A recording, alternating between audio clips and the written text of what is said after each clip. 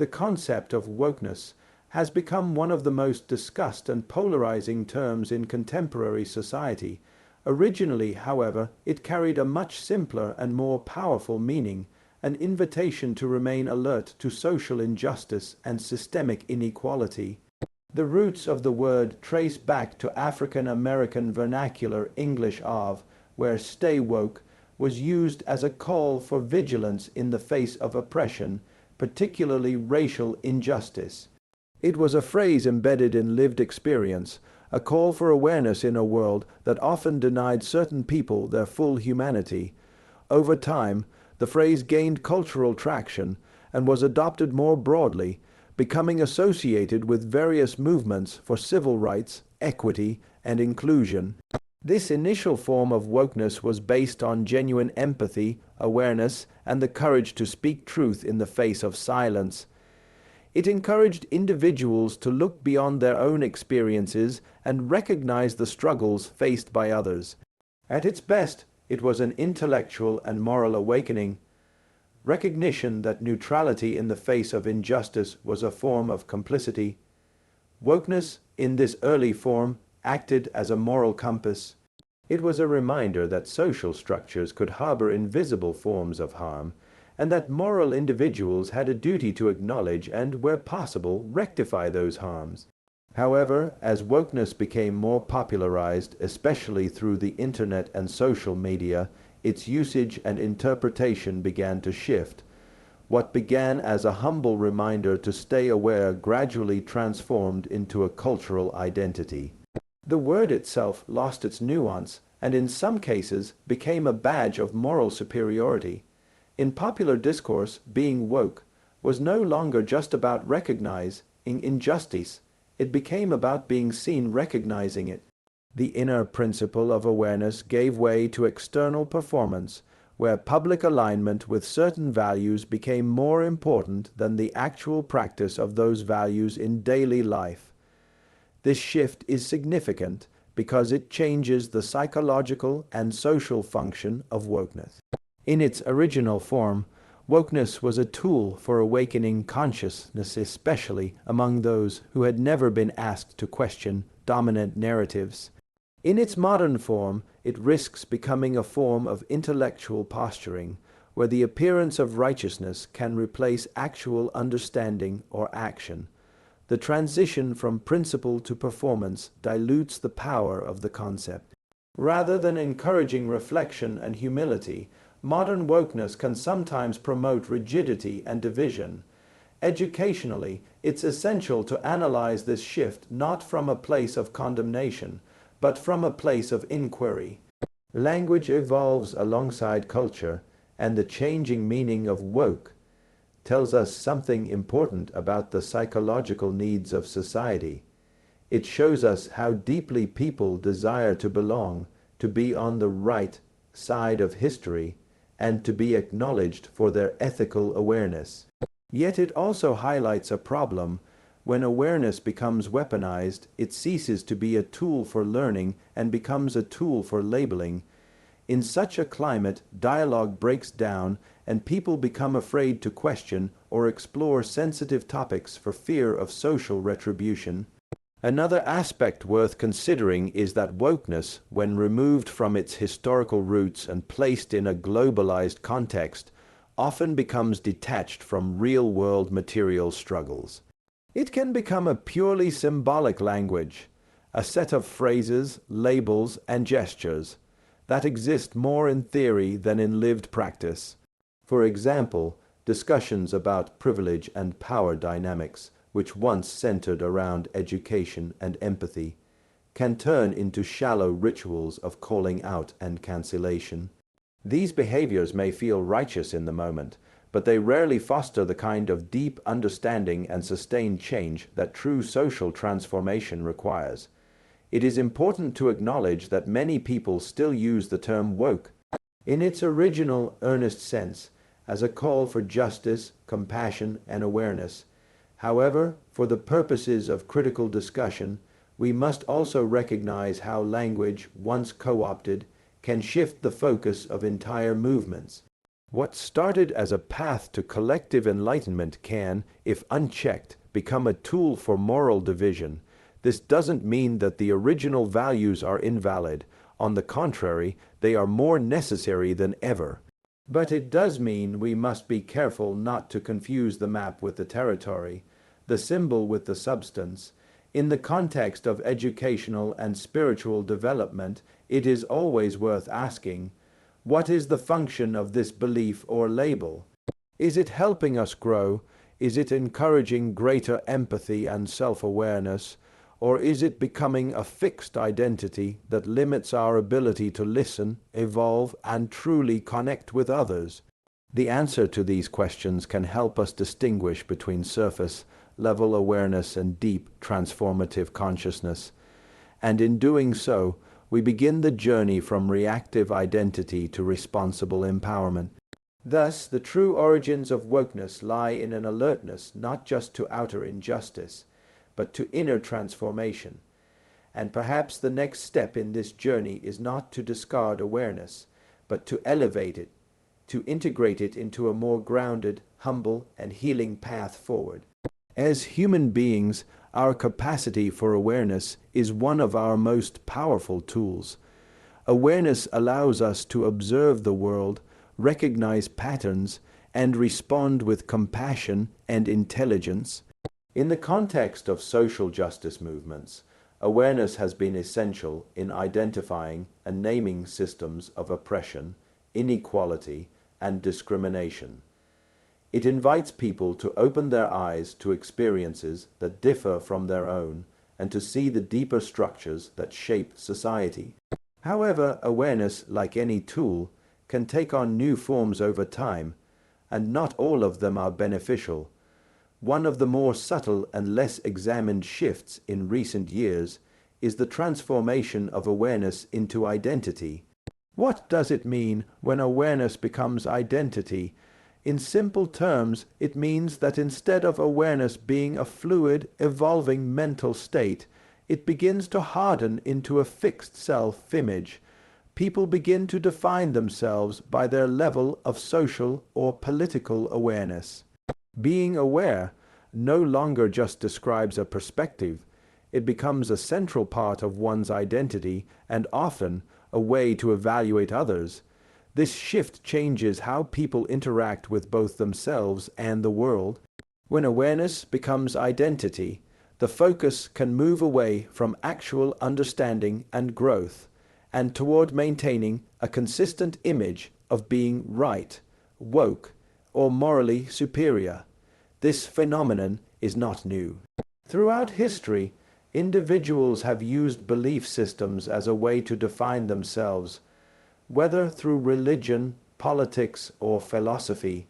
However, in the context of modern social discourse, especially through the lens of digital culture, the tendency to attach identity to awareness has become increasingly rigid and performative. For example, one might notice that in some discussions, individuals feel pressured to express the correct opinion not because they have deeply considered it, but because deviating from it would threaten their social identity or group belonging. This can lead to what is often described in psychology as identity foreclosure, where a person adopts a set of beliefs or values without full exploration or reflection, primarily for the sake of belonging and validation. When this happens, awareness stops being a tool for inquiry and becomes a badge of affiliation. In such environments, there is little room for questioning, uncertainty, or personal growth, because to question the narrative is to risk losing one's place in the group. Another consequence of this shift is that people may begin to confuse emotional intensity with moral clarity. In other words, the louder or more forcefully one expresses awareness of injustice, the more virtuous they appear. While passion can be powerful, it can also obscure nuance. True awareness is not only about recognizing injustice, it is also about understanding complexity, contradiction, and human psychology. It requires listening as much as speaking, and curiosity as much as certainty. Educationally, it's important to teach not just what to be aware of, but how to hold awareness in a balanced way. Awareness that becomes too tightly fused with identity can create an inner rigidity. People may become defensive, unwilling to admit they are wrong, or closed off to alternative perspectives, even those offered in good faith. This defensiveness comes from fear, fear of losing status, fear of being excluded, or fear of no longer being seen as good. In such a state, awareness is no longer liberating. It becomes a cage. There is also a deeper spiritual lesson here. Many traditions teach that we are not our thoughts, roles, or identities. We are instead the awareness behind those thoughts, a presence that observes, evolves, and chooses. When awareness becomes identity, we forget this principle. We start to believe we are only the sum of our positions and opinions, and yet real transformation occurs when we remember that we are more than that. We are capable of listening without ego, learning without shame, and changing without losing ourselves. In social and educational settings, the challenge is to help people reconnect with awareness as a practice, not as a performance. This means making space for uncertainty, allowing room for disagreement, and encouraging people to develop internal resilience rather than external validation. It also means learning to engage with others compassionately, even when they do not share our views. The goal should not be to win arguments, but to foster understanding and promote healing. To summarize, when awareness becomes identity, we risk trading growth for image. We begin to protect our labels more than our principles, and we lose the freedom to evolve. Awareness in its healthiest form is a living process, one that encourages humility, reflection, and continuous learning. If we can return to this original intention, we open the door not only to personal integrity, but to collective progress rooted in wisdom rather than division. The recognition of suffering, both personal and collective, is an important part of human growth and social development. It is essential to acknowledge when harm has been done, whether by individuals, institutions, or historical systems. This acknowledgement is often the first step toward justice and healing. However, there is a subtle yet profound danger that arises when the awareness of injustice transforms into a persistent identification with victimhood. When this happens, individuals and communities may fall into what can be described as a spiritual trap, one where the energy of healing is replaced by the inertia of blame, resentment, and disempowerment. To clarify, this is not to say that people who have experienced oppression or trauma are at fault for their suffering, or that their pain is not real. On the contrary, honoring that pain is vital. But the distinction lies in whether the experience of being wronged becomes a temporary challenge to grow through, or a permanent identity to live through. In the realm of emotional and spiritual development, identity shapes perception. When we internalize the role of the victim as a primary part of who we are, it begins to affect how we interpret reality, how we relate to others, and how we see our own potential. Victimhood, when adopted as a lasting identity, reinforces the belief that the source of one's suffering is always outside the self, and that personal power is limited or entirely absent. This mindset can lead to chronic resentment, helplessness, and dependency on external validation or intervention. Spiritually, this is disempowering. It teaches people to look outward for change rather than inward for transformation. It delays healing by keeping the focus fixed on what others did, instead of exploring how one might reclaim inner strength and peace regardless of external circumstances. From a psychological perspective, this tendency is understandable. Victimhood often brings attention, sympathy, and moral validation. In some environments, it may even become a currency of sorts, one that grants social standing or credibility, but over time, this attention can become addictive.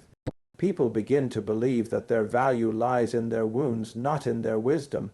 In such a mindset, healing becomes threatening because it could mean the loss of identity, community, or perceived importance.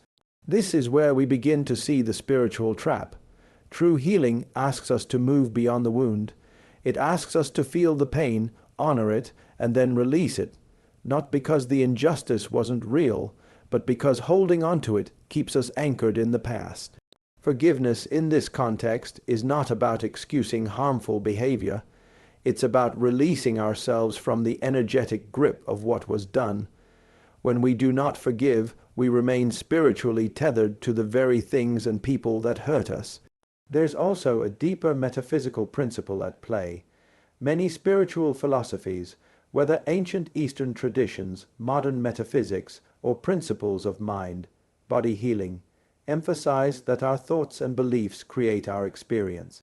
If we constantly affirm that we are victims, our minds will seek and interpret life through that lens. We will find more evidence of injustice, more reasons to feel powerless, and more confirmation that we are not safe or whole. This doesn't mean we attract pain in a simplistic way, but rather that we unintentionally reinforce patterns that keep us stuck in cycles of fear, anger, and limitation. Education, particularly spiritual and emotional education, has a responsibility to address this constructively. It is not about denying social problems or silencing valid grievances. It is about teaching people that they are not defined by what has happened to them. They are defined by how they choose to respond, grow, and rise. The goal is not to pretend that everything is fine, but to reclaim the inner space from which true peace and power can emerge when we shift from a fixed identity of victimhood to an empowered state of awareness. We begin to see that we always have some degree of agency. Even if we cannot control external circumstances, we can choose our inner response. We can choose to speak, act, and think from a place of healing rather than hurt. And when enough individuals make that shift, social change accelerates, not just on the surface, but at the root. To conclude, constant identification with victimhood may offer temporary comfort or social validation, but it ultimately keeps us small. It limits our sense of what is possible. The spiritual invitation is to rise beyond the role of the wounded and into the role of the healer, not only for others, but for ourselves. In doing so, we do not deny the past, but we refuse to let it dictate our future. We reclaim the creative power of our own consciousness, and in that space, true transformation becomes possible. One of the most overlooked yet profound forces in human life is the power of thought. While often dismissed as abstract or intangible, thoughts shape the way we interpret our experiences, define ourselves, and engage with the world. Thought is not just a mental function, it is a creative force. What we consistently think, we begin to believe, and what we believe, we often begin to experience. This idea lies at the heart of many spiritual, psychological, and self-help traditions, which assert that changing our thoughts can transform our lives. This concept is especially significant when contrasted with the dominant cultural habit of assigning blame outward. In many social and political spaces, people are encouraged to focus on what is wrong with the world around them, what systems are broken, who is privileged, who is oppressed.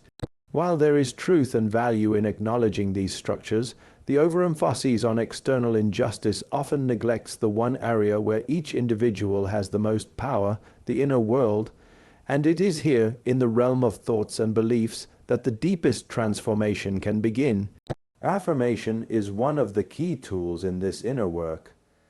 An affirmation is more than just a positive sentence. It is a conscious statement of intention.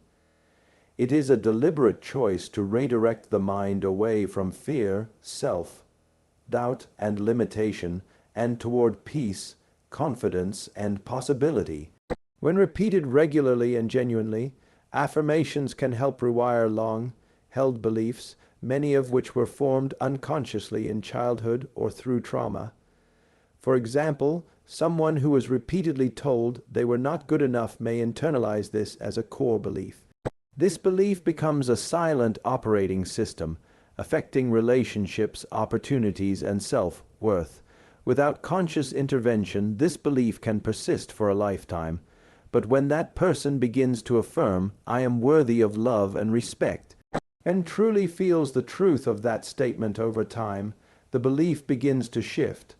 And as the belief shifts, so too does their reality. They may notice improved relationships, increased self-confidence, and even better physical health, since mind and body are deeply interconnected.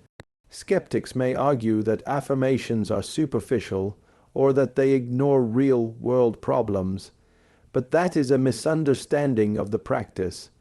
Affirmations are not about denying reality. They are about choosing how to meet it. They empower individuals to approach life with clarity, resilience, and compassion, not through force or blame, but through alignment with a higher truth. They create space between stimulus and response, allowing people to respond to life's challenges from a place of strength rather than reactivity. Moreover, science increasingly supports the idea that our thoughts shape our biology. Studies in neuroscience show that the brain is highly plastic. It changes in response to repeated thoughts and behaviors. When we think a thought often enough, the brain strengthens the neural pathways associated with it. This means that negative self-talk and limiting beliefs are not just bad habits. They are literally wiring the brain for stress, anxiety, and failure. Conversely, positive, empowering thoughts can build pathways associated with calm, confidence, and creativity. Affirmations, then, are not just spiritual poetry. They are tools for neurological, emotional, and spiritual restructuring. They help individuals take back authorship of their inner dialogue. Instead of unconsciously repeating the messages they inherited from a wounded society, they begin to speak the language of healing, potential, and personal responsibility. This is particularly relevant in a cultural climate where language is often used to divide, shame, or label. Affirmation invites a different use of language, one that uplifts rather than condemns, heals rather than harms. It teaches us that the most important conversation is the one we are having with ourselves. Are we telling ourselves that we are helpless victims, or are we reminding ourselves of our strength, our value, and our capacity to grow? In educational settings, the power of thought and affirmation should be taught as essential life skills. Students and adults alike benefit from learning how to observe their thoughts without judgment, how to challenge limiting beliefs, and how to consciously install new patterns of thinking that support their highest good. When individuals learn to think in this way, they become more emotionally balanced, socially empathetic, and spiritually centered. In the end, we must remember this: our thoughts are seeds. What we plant today in the mind will grow into the experiences of tomorrow. Affirmation is the act of planting with intention, of choosing thoughts that align with love, truth, and inner strength. And in a world so often focused on everything that is broken, this inner cultivation is not just a personal practice. It is a quiet revolution. In its purest form, compassion is the ability to see and feel the suffering of another, and to respond with care, empathy, and kindness. It is one of the highest expressions of human consciousness. Compassion does not require that we agree with someone's views or behavior. It only requires that we recognize their humanity. In spiritual and moral development, compassion plays a central role in creating healing relationships and inclusive communities. However, in today's social climate, something unusual has begun to happen. Compassion, once a deep emotional and ethical commitment, is being replaced, often unconsciously, with something very different: compliance. In many social and cultural circles, compassion is no longer measured by our willingness to understand or support another human being. It is measured by our willingness to agree with their language, their views, or their political positions without question. This is a subtle but important shift, and it carries significant consequences for personal integrity, intellectual honesty, and true emotional connection. When compassion turns into compliance, the focus moves from "I care about your experience" to "I will say what I'm supposed to say so I am not accused of being unkind." This kind of behavior is performative rather than authentic. It creates a culture where people feel pressured to say the right things out of fear of judgment or exclusion, rather than out of genuine empathy or understanding. The outward appearance of compassion remains, but the inner spirit of it becomes hollow. This dynamic is especially visible in environments, whether academic, corporate, or online, where social ideology has become rigid.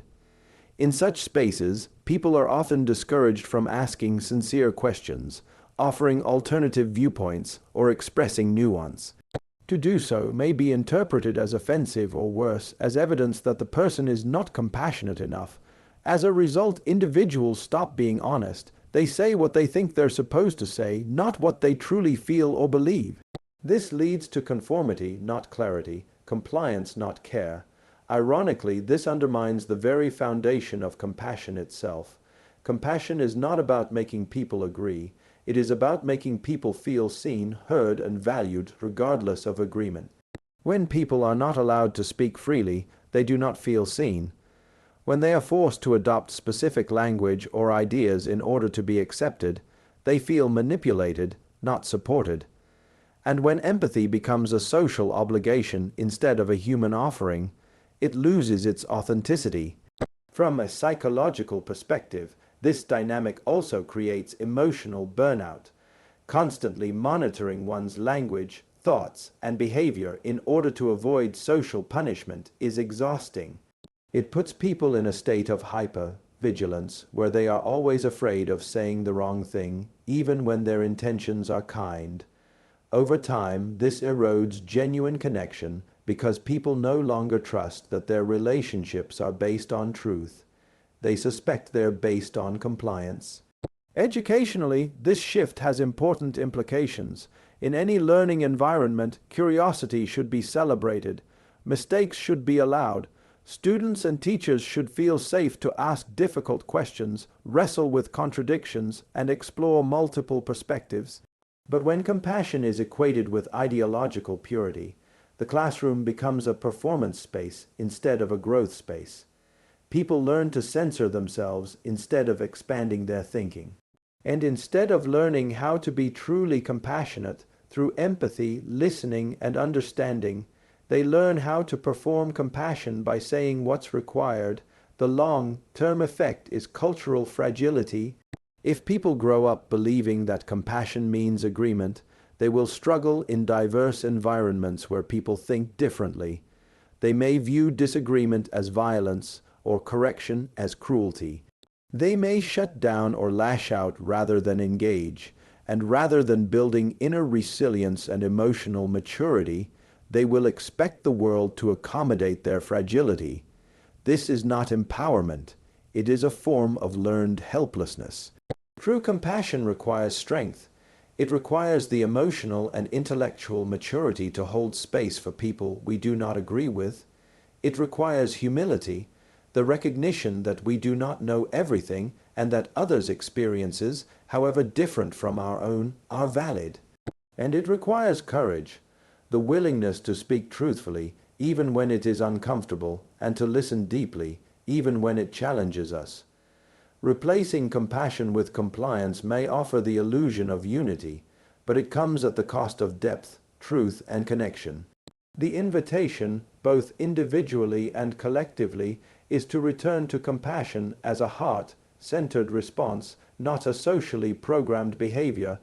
Only then can we create communities rooted in understanding rather than fear, and dialogue rooted in care rather than conformity. In the world of personal development and spiritual growth, one principle remains constant.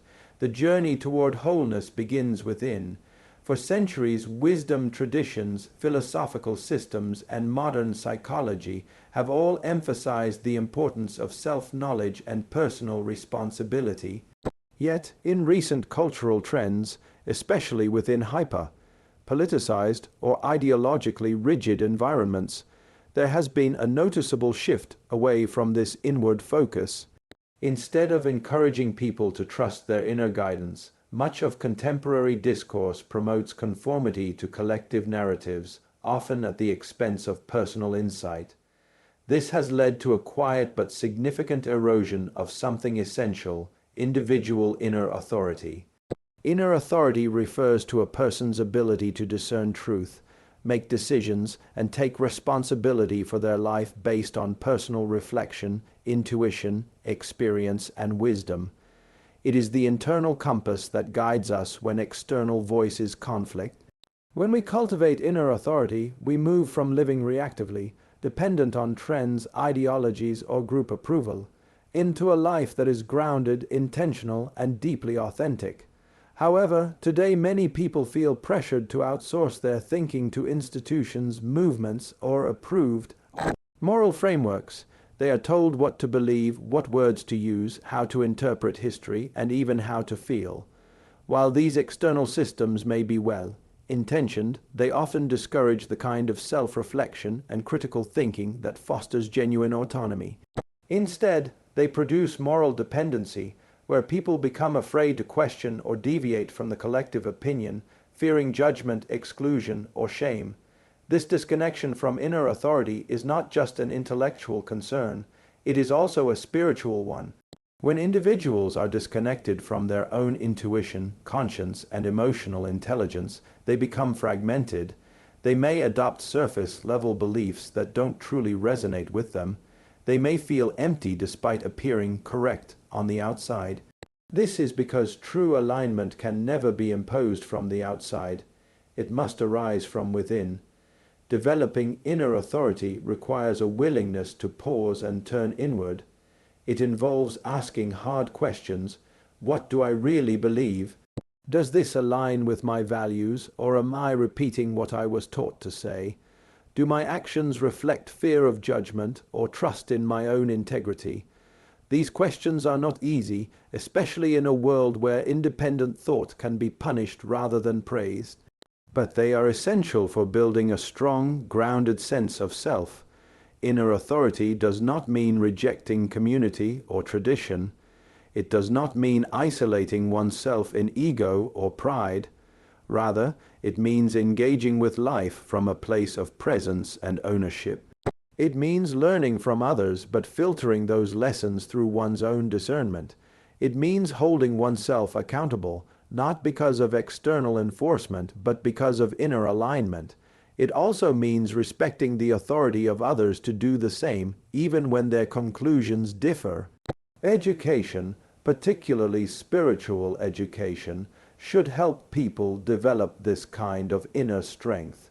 Instead of teaching students what to think, it should teach them how to think, how to evaluate ideas, how to question respectfully, and how to integrate learning with personal wisdom. The goal is not uniformity, but depth, not obedience, but understanding. When individuals are taught to trust themselves through practices like journaling, contemplation, meditation, or philosophical inquiry, they develop clarity, confidence, and moral resilience. This return to inner authority also supports mental and emotional health. When people act out of alignment with their true selves, they often experience anxiety, confusion, or burnout. They may feel lost in the noise of competing ideologies or overwhelmed by the demand to be constantly correct. But when they reconnect with their core, what Louise Hay and others might call the inner self or the higher self, they begin to move with a sense of purpose and peace. Their choices become intentional rather than reactive. Their emotions become signals for growth rather than sources of shame.